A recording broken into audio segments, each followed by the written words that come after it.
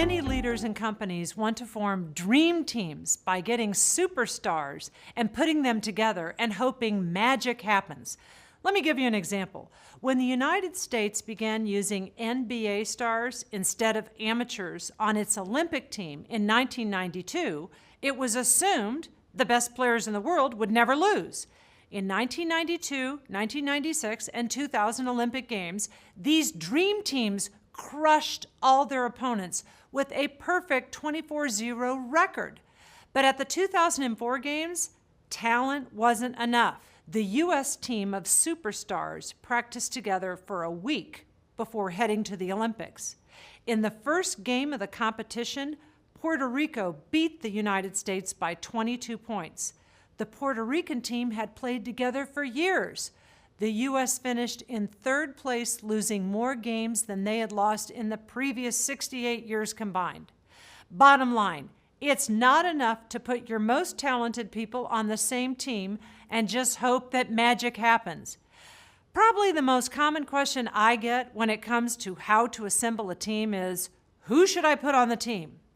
Most leaders approach team building like a cocktail party. They invite their friends and superstars. As we will see, this is not a good idea.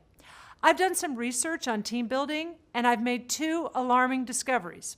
First, the average team size is too big, according to nearly any standard or rule of thumb. Second, teams tend to be too homogeneous. They lack diversity. So if you're ever lucky enough to build the team of your dreams, I want to help you avoid the two most common building errors: the team overstaffing bias and the homogeneity bias. The overstaffing bias refers to the fact that teams are too large. Just like the American waistline, teams are getting bigger. In my own research, the average team size is approaching 13 people. Just over 12 years ago, it was about 10 people. Why is this? People want to be politically correct and inclusive, so we've put everyone on a team, and teams are no longer special. So what are some rules of thumb? I will give you 4 of my favorites. Jeff Bezos' 2-pizza rule. If you cannot feed the members of your team with 2 pizzas, the team is too big. AT&T 7 ± 2 rule. Teams should be between 5 and 9 members. Harvard single-digit rule. Teams in excess of 9 people are too large. Bare minimum rule. Choose the fewest number of people necessary to accomplish the task. The homogeneity bias refers to the fact that people unconsciously build teams that are, well, too much alike. Some examples. Most people choose members based on personality, not expertise. Unconsciously, people are biased toward their own race. Think of diversity like an onion. There are several layers. The outside layer is the superficial stuff. The inside layer is the deep, important stuff. The ideal type of diversity is deep-level diversity, based on expertise, training, thinking styles. If you focus on superficial characteristics to the exclusion of deep-level diversity, you unwittingly create what Professor Keith Marnion calls a fault line. A fault line is a dividing line that separates teams into distinct subgroups based on one or more attributes such as race, gender, functional area, etc.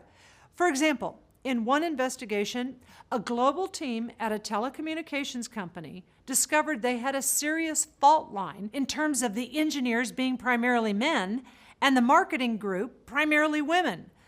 Fault lines in teams create an unhealthy us versus them culture. How should leaders deal with fault lines? First and foremost, diagnose them early. If you are thoughtful about building teams, you will realize it. Second, create energy and excitement around the task. When team members are excited about the work, they're not focused on superficial demographics. Third, when conflict emerges, build trust. And remember, there are 2 types of trust: benevolence-based trust and competency-based trust. As your team member, I need to trust your instincts and trust your expertise. Okay, let's sum up. You get to build the dream team from the ground up. Best practices to keep in mind. 1. Assemble the fewest number of people possible. 2. Create a grid with the potential people as the rows and their skills and competencies as the columns. For each person, ask yourself, what skills and expertise does this person uniquely bring to the team? 3rd, make sure you don't have overlap. Avoid homogeneity. 4th, check for fault lines. Finally, truth and disclosure. Diverse teams do have potential for more conflict, so we will need some conflict management skills in our dream team.